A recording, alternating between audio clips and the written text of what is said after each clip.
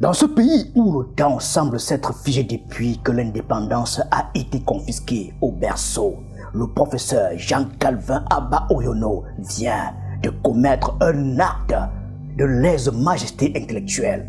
Sous le titre sobre et terrible, le dessein de la confiscation du pouvoir. Cet agrégé des droits publics, ce fils de la terre qui a connu les géoles pour avoir osé soutenir Issa Chiroma Bakari, a osé nommer ce que tout le monde murmure dans l'ombre. Nous ne sommes plus dans une démocratie en crise. Nous sommes dans une confiscation méthodique, froide, presque géométrique dans sa froideur.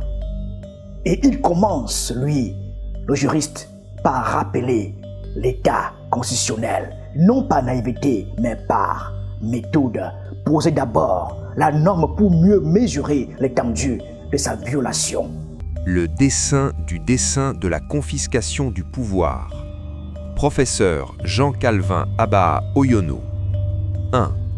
La remarquable élection présidentielle du 12 octobre 2025 laissera des traces indélébiles au fronton du très fragile édifice national. On va à la conquête des suffrages à l'effet de construire une démocratie solide. Choisir librement son destin relève d'une prérogative constitutionnellement dévolue au peuple. La Constitution proclame en effet que le peuple camerounais possède des droits inaliénables et sacrés. Nul, qui qu'il soit, ne saurait par conséquent y déroger ou porter atteinte à la liberté du peuple de choisir son dirigeant, sauf dispositions contraires et expresses fixées par la Constitution. Nul, qui qu'il soit, 3 mots qui désignent sans nommer. La Constitution comme accusateur silencieux et derrière la dentelle juriste, le scalpel du témoin. Mongo Betty aurait ri jaune de ce rire amer des damnés de la terre. Voilà donc le vieux lion devant Meka Paul Biya, 93 ans et 43 ans de règne qui, après avoir été proclamé vainqueur avec 53,66% des voix face aux 35,19% revendiqués par Chiroma, décide non pas de gouverner, mais de verrouiller, car l'auteur du pauvre Chris de Bomba avait compris bien avant tout le monde que le pouvoir post-colonial ne se perpétue pas par le consentement. Il se maintient par l'épuisement systématique de toute résistance. Abba Oyono décrit la séquence avec la précision d'un greffier d'audience. 2. L'inédite ferveur populaire vécue en octobre 2025 en avait été la patente manifestation en amont du processus électoral. Elle n'a cependant été que de courte durée ou de façade. Les ingrédients des frissons et périls démocratiques sont légion. Tentative d'enlèvement, puis encerclement manu militari du candidat de l'Union pour le changement, kidnapping de ses soutiens de poids, proclamation problématique des gains électoraux sans lien avec la réalité des urnes, embastillement massif puis purge incroyable et loufoque des partisans réels ou supposés de l'opposition, caporalisation des poches potentielles de résistance à l'oppression et avant-gardistes, à l'image des universitaires longtemps tétanisés, musellement de toutes les voix dissolantes, tirs à balles réelles observables sur les contestataires, lassitude généralisée et incapacité évidente du pouvoir à imprimer une lisibilité de gouvernance utile, rythment la séquence de l'effondrement de notre système voulu démocratique par la Constitution. La gouvernance par la peur quasi viscérale, instillée dans les esprits, en est l'explication du drame sociétal en l'occurrence. Tentative d'enlèvement du candidat. Encerclement militaire, purge loufoque, tir à balles réelles sur les contestataires, musellement des universitaires jadis turbulents. La peur n'est plus un effet secondaire, elle est devenue le principe même de la souveraineté. Achille Bembe dirait « Nous sommes entrés dans une nécropolitique raffinée où le pouvoir ne se contente plus de tuer. Il paralyse les vivants pour mieux régner sur leurs cadavres politiques. » Et Abba Oyono lui confirme Le diagnostic dans une formule qui glacera longtemps les mémoires. Et puis vient le chef-d'œuvre, le report. D'abord les municipales, ensuite les régionales. Maintenant, la seconde prorogation du mandat des députés jusqu'en décembre 2026. Amadou Kourouna, le griot ironique des désillusions africaines, aurait murmuré avec son sourire en coin. Le soleil du pouvoir a peur de se lever sur des nouvelles urnes, alors on repousse l'aube. L'auteur des soleils des indépendances savait mieux que quiconque que les indépendances ne libèrent pas. Elles transfèrent simplement les clés de la cage. Et le nouveau geôlier, pour durer, a appris une leçon cardinale. Ne jamais laisser le peuple voter quand il est encore en colère. Abba Oyono dévoile le mécanisme dans toute sa nudité. 3. La discrimination captée dans le processus électoral n'est pas un fait anodin. L'élection des conseillers municipaux, qui devait se tenir avant celle des conseillers régionaux, a été différée. L'opposition, ayant le vent dans les voiles, a ainsi été mécaniquement empêchée de rafler les sièges au régional. Les grands électeurs, constitués des organes foncièrement acquis au pouvoir, avaient, ce faisant, un boulevard ouvert à la confiscation de la sphère du commandement politique.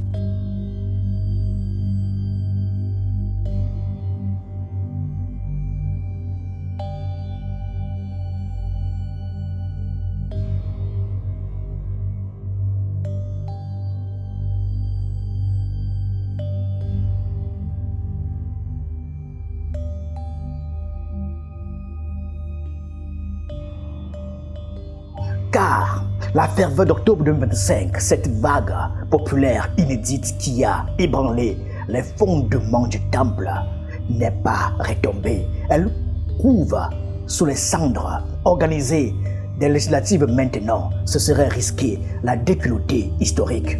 Mieux vaut donc laisser le peuple s'essouffler, plonger les partis d'opposition dans une hibernation forcée, les priver de tout horizon électoral visible. Seul dans l'arène, le pouvoir se déploie sans entrave. C'est la ruse coutumière élevée au rang d'art d'État. Ferdinand Oyono, observateur glacial des ridicules du commandement colonial, puis post-colonial, y reconnaîtrait la même mécanique. Le chef qui, pour conserver le fauteuil, transforme la constitution en simple chiffon de papier et le peuple en spectateur impuissant d'une pièce dont il connaît déjà la fin. Le boy de Une vie de boy avait découvert avec stupeur que le commandant ne gouverne pas. Il performe le pouvoir. 60 ans après, le spectacle continue avec de nouveaux costumes et les mêmes ficelles. La discrimination n'est pas un accident, elle est le calcul. Abba Oyono le dit sans détour. Et voilà que la deuxième prorogation du mandat des députés à l'Assemblée nationale refait surface. Le règne sans partage du pouvoir, tel un dessin à encre indélébile au tableau, heurte la vue panoramique de notre démocratie en panne. À quoi peut raisonnablement tenir cet ancrage de la tentation au pouvoir à sens unique? Le dessin à double détente mérite d'être clarifié. Différer les municipales pour empêcher l'opposition de rafler les sièges au régional, ouvrir un boulevard aux grands électeurs acquis au régime. Tout cela forme un dessin à l'encre indélébile, comme l'écrit le professeur. Un dessin à double détente, gouverné par la peur viscérale d'un côté et de l'autre asphyxier lentement la dynamique partisane adverse. Et il nomme la vérité centrale, celle que personne en haut lieu ne voudra lire. 4. Le ras-le-bol généralisé contre notre gouvernance quasi-éternitaire a laissé sur les cendres encore fumantes des séquelles d'un engagement déterminé au changement. Et la température, somme toute chauffante, est loin d'être refroidie. Les électeurs tristes ont livré une féroce bataille qui a ébranlé fortement les fondements du pouvoir. À l'occasion de l'élection présidentielle de l'an dernier, le peuple du changement, vent debout, a voté massivement contre l'establishment.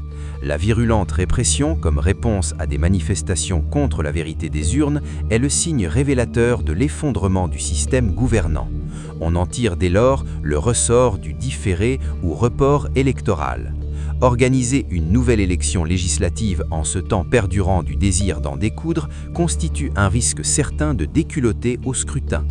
L'instinct grégaire de conservation fonde et déclenche la retenue du pouvoir. Laisser s'estomper la ferveur de la bourrasque participe de cette clé de lecture. Il ne faudrait pas se voiler la face, car sous le bénéfice de ce qui précède, le pouvoir a peur d'affronter la transparence des urnes dans l'immédiat. La fraude électorale innerve son logiciel démocratique.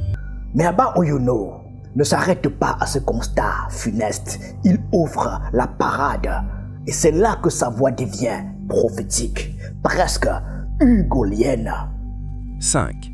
L'effet corrélatif du report électoral impacte la vie des partis politiques d'opposition. Celle-ci est mise en berne ou sous le boisseau. En l'absence d'une élection qui pointe à l'horizon proche, la dynamique partisane est inactive. Les électeurs tristes sont forcément détournés du jeu démocratique. Seul dans l'arène, le pouvoir absolument confisqué se déploie sans entrave. La paralysie stratégiquement programmée des partis d'opposition caractérise l'objectif tant visé par le pouvoir. Et si l'on se laisse aller à ce jeu malsain de massacre, la confiscation du pouvoir avance allègrement. Il faut éviter le piège subrepticement tendu de l'hibernation des partis d'opposition. Que convient-il de faire pour contourner ou endiguer cette ruse coutumière du pouvoir en place? La stratégie est pour le moins aisée à penser. Entretenir à intervalles réguliers le flambeau de l'opposition reste et demeure la parade salvatrice. Un parti politique n'a guère vocation à exister à l'approche des échéances électorales. Il faut bel et bien persister dans la logique de formation politique de son vivier électoral en le maintenant en alerte constante.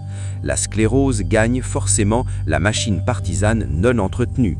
La redémarrer uniquement à la veille des élections mène à l'échec au terme de la compétition électorale. Il sied d'être proactif. Même en l'absence du jeu électoral, maintenir ses électeurs tristes en état d'alerte fait le lit de l'entraînement préalable aux joutes électorales. Des tournées régionales à la rencontre du sommier politique permettent d'assurer la concentration sur la cible. Un parti n'a pas vocation à naître à la veille des scrutins comme un champignon après la pluie. Il doit former son vivier, maintenir ses électeurs en alerte constante, organiser des tournées régionales, même quand les urnes semblent lointaines. Sinon, la sclérose gagne et la confiscation avance allègrement comme un fleuve tranquille qui noie tout sur son passage. Dans la longue nuit postcoloniale où les indépendances ont accouché des monstres qui se reproduisent à l'identique, cette tribune est plus qu'une analyse juridique, elle est un appel à la résistance permanente, car si l'opposition accepte de jouer le jeu de l'hibernation stratégique, elle signera sa propre mise à mort. Le pouvoir n'a plus besoin de truquer massivement les urnes s'il parvient à les rendre inutiles. Le prof Abba Oyono lui-même, interpellé et gardé à vue, fin octobre 2025 pour son engagement, c'est le prix à payer. Mais il rappelle cette vérité ancienne et toujours neuve. Dans les régimes qui ont peur de leur propre peuple, la seule arme qui reste aux citoyens est de refuser de dormir, de garder le flambeau allumé, même dans le vent contraire. Le dessein est tracé. Le dessein, lui, peut encore être contrarié. Reste à savoir si l'opposition camerounaise aura la lucidité et l'endurance de Mongo Betty, lui qui écrivait depuis l'exil sans jamais baisser la plume. La profondeur analytique de Achibembe et la ruse ironique de Amadou Corona pour transformer cette mise en garde en véritable soulèvement et conscience. Le temps presse. La confiscation, elle, ne dort jamais. Merci.